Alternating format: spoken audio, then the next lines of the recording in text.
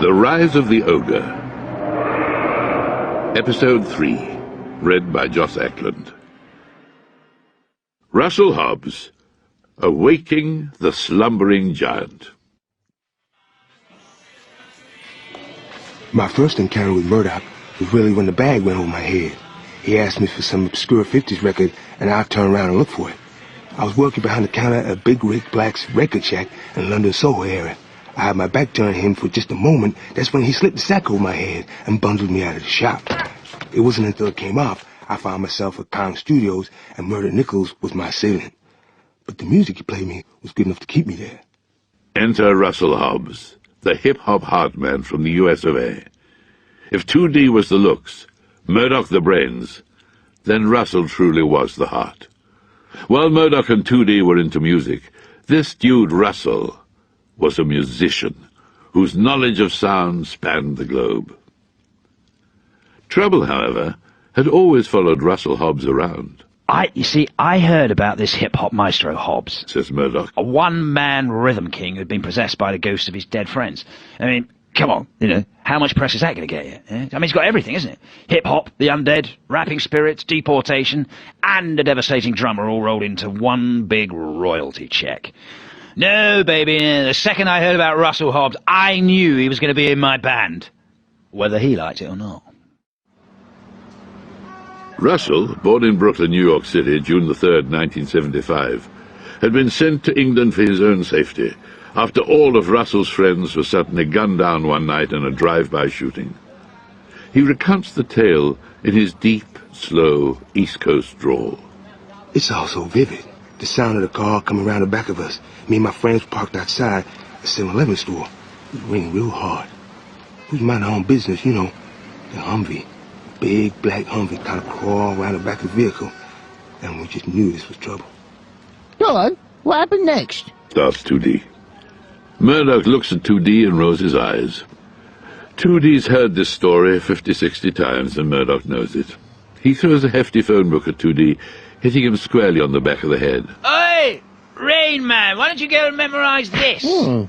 Getting Russell to go through this again was like sitting in on some tedious old fart's therapy session.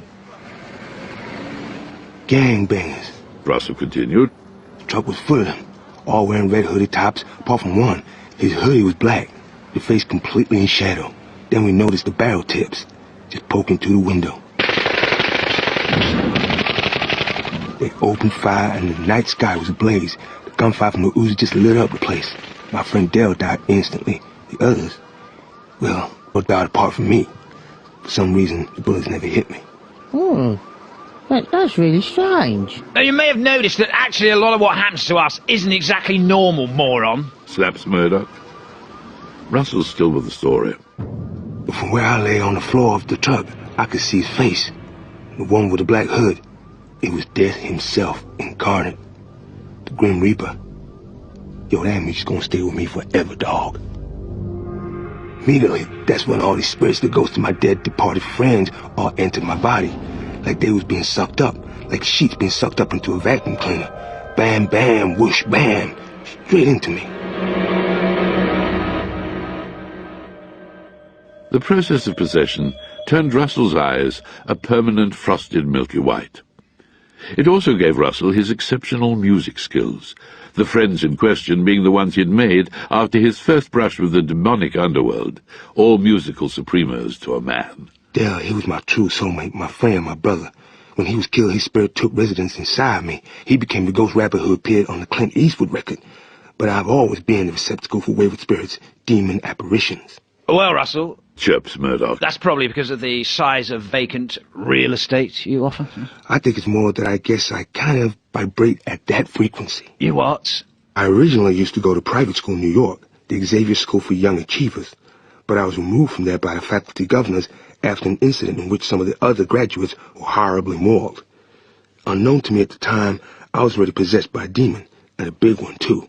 One night in the campus dormitory, apparently I swelled up to twice my size and went on a rampage, picked up some of the kids and threw them around like dolls. I wouldn't have believed it was me if I hadn't seen the Russell Hobbs was here sign, scrawled in blood, in the school hall. It was definitely my signature. Murdoch is shaking his head. Oh, you're such a crackpot, Hobbs, you know that. Take it easy, Muds, or I'm gonna pound you Brooklyn style.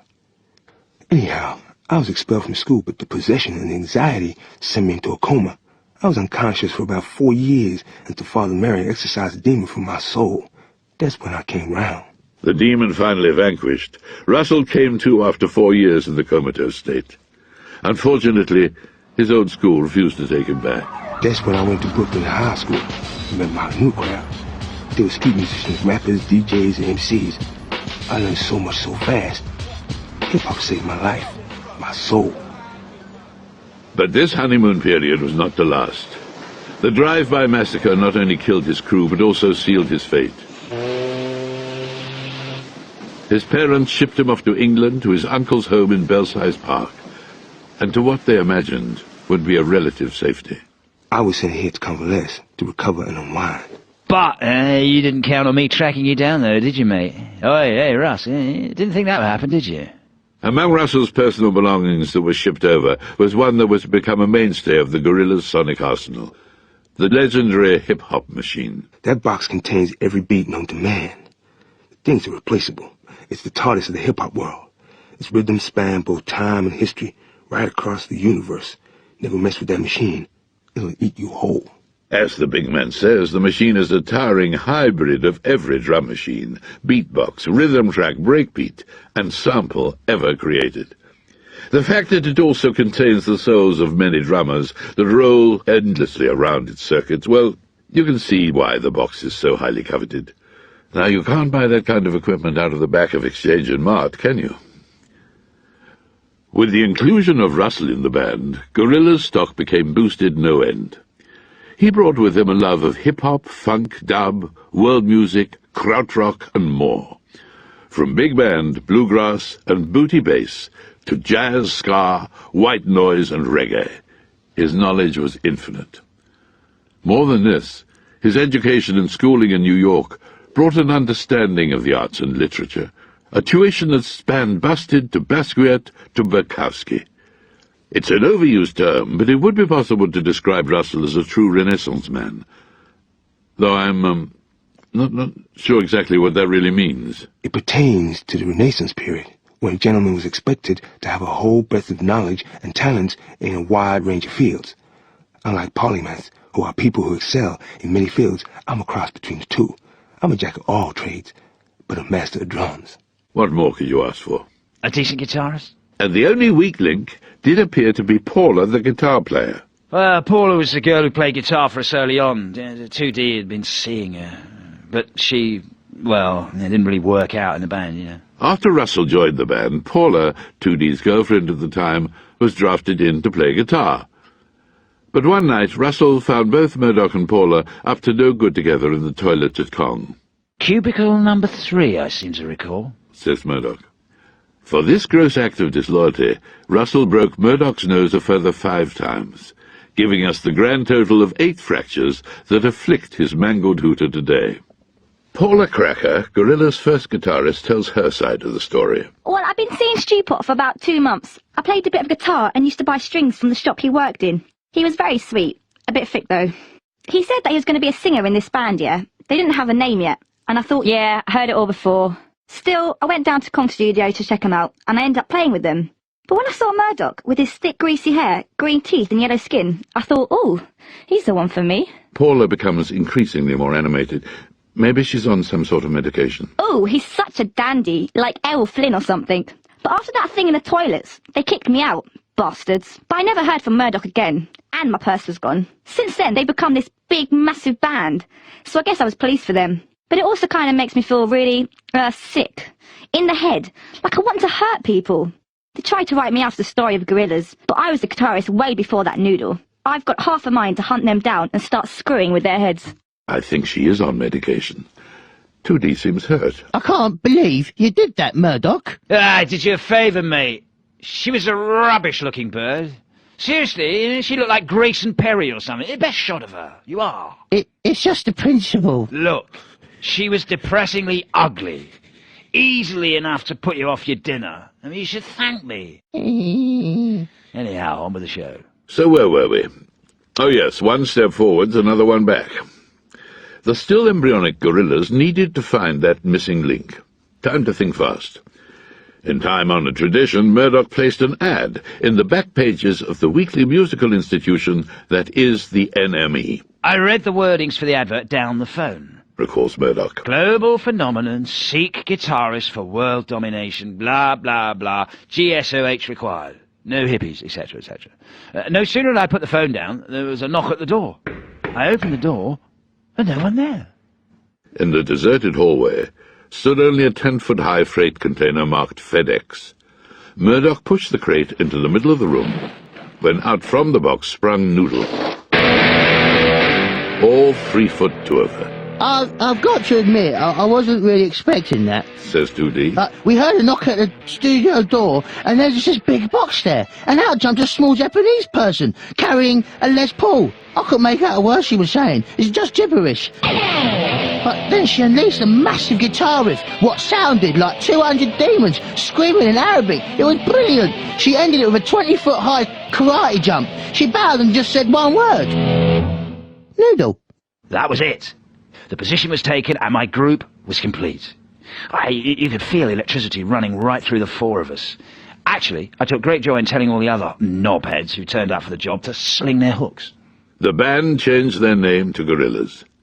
A legend is born. We weren't really gorillas until Noodle arrived. Corrects 2D before Murdoch puts it straight. Well, we went through quite a lot of names. I thought, seeing as musically I wanted to swing through the jungle bearing my arse, I just thought Gorillas was the perfect name. Noodle was the spirit and the joy. Even her amnesia and total lack of knowledge of her past could not cause a ripple to the joyful approach she took to life. Her presence perfectly balanced the exceptional individual components of this extraordinary group. Russell argues, Despite the language problem, you picked up pretty fast that Noodle was into music in a real way. She fitted right in. Her guitar skills were phenomenal, and she gave off pure love. The fact that she had the ability to laugh at Murdoch really helped too. Gorillas are alive. And so to work. The band embarked on a relentless series of rehearsals, working deep in the belly of Kong. They cemented their sound almost immediately, recording themselves as they went. The very first track to materialize was an exhilarating gem named Ghost Train, a runaway juggernaut of a track and proof positive of the undeniable magic that this foursome possessed. Based around a sample from the Human League Sound of the Crowd, and featuring some incomprehensible rap from 2D, the track was an absolute barnstormer, and enough to get the major labels salivating uncontrollably. I ran down to Snappy Snaps, bought a disposable camera, I fired off a couple of pics of the band, put them, the Ghost Train track, and a quick manifesto together, and posted the package off to Smithy over at EMI. I included a little note, just to let him know that we were coming. And in the note, it said, don't be a mug all your life. If you bungle this, you're going to feel like a dick. I booked a gig, do yourself a favour, and get yourself down there. I'm throwing you a rope here, Sonny. Don't louse it up. Sign us up, and you can sit on your ass for the rest of your life. Yeah, well, you know what I mean. You've got to set your stall up early, haven't you? Establish the relationship early on. I was right. So there you go. Gorillas were to become the assassins of useless celebrity. A line was finally being drawn, and these people had to decide which side of it they wanted to be on. Embrace the future or drown in the past. Your choice. It did seem to do the trick. The phone started ringing immediately. Things were really picking up. Every day was just another brilliant day. I met this girl from S Club 7, Rachel Stevens, and we started going out together. She was really nice. What does the S stand for? 2D throws a look over to Murdoch. Murdoch winks. 2D looks down. More trouble, no doubt. I don't know, but anyway, I invited her down to the gig we were doing at the Camden Brown House. It was our first gig, so we were going to pull out all the stops.